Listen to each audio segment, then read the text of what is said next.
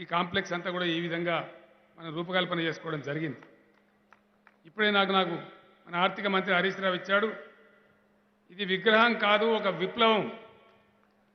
ఇది కేవలం ఆకారానికి ఒక ప్రతీక కాదు, ఇది తెలంగాణ కళల సాకారం చేసేటువంటి ఒక చైతన్య దీపిక అని చెప్పి ఈ చిట్టి నాకు హరీష్ రావు ఇవ్వడం జరిగింది. ఆ పద్ధతిలో దీన్ని పెట్టుకున్నాం.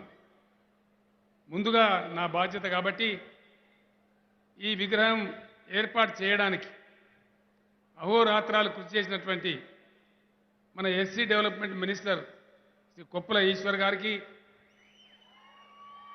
వారు అనేక దేశాలు, అంతకుముందు మిత్రులు కడియం శ్రీహరి గారు వారు ప్రయత్నం ప్రారంభించారు.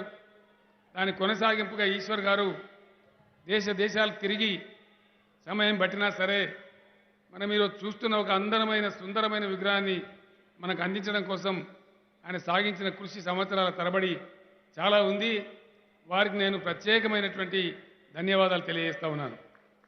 అదేవిధంగా మన ఆర్ఎండ్బి మినిస్టర్ ప్రశాంత్ రెడ్డి గారు దీని నిర్మాణం విషయంలో ఆయన స్వయంగా ఇంజనీర్ కాబట్టి చాలా ప్రయాసపడి, బహుశా వారం నుంచి అయితే ఆయనకు నిద్ర ఆహారం కూడా లేదు, ఆ రకంగా తుది మెరుగులు దిద్దడానికి బ్రహ్మాండమైనటువంటి కృషి చేసినటువంటి ఆర్ఎండ్బి మినిస్టర్ గారికి, ఈఎన్సీ గణపతి రెడ్డి గారికి, ఆర్ఎండ్బి సిబ్బందికి, ఇది నిర్మాణం చేసినటువంటి ఆ నిర్మాణ వ్యవస్థకు, ఇందులో పాలు పంచుకున్న ప్రతి ఒక్కరికి కూడా నేను నా పక్షాన, రాష్ట్ర ప్రభుత్వం పక్షాన హృదయపూర్వకమైన ధన్యవాదాలు, కృతజ్ఞతలు కూడా తెలియజేస్తా ఉన్నాను.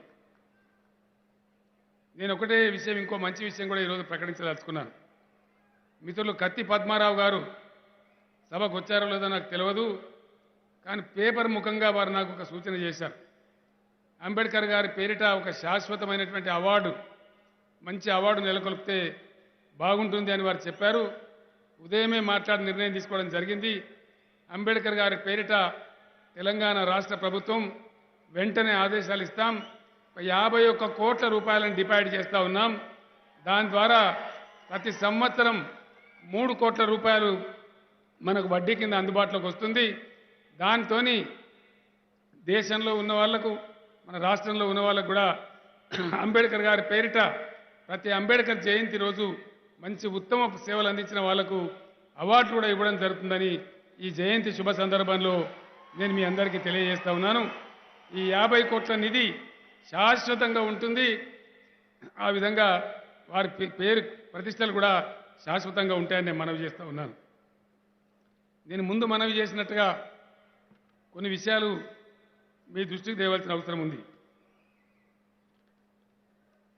ఒక మాట బాధతో అయినా సరే మనం అందరం అంగీకరించక తప్పదు.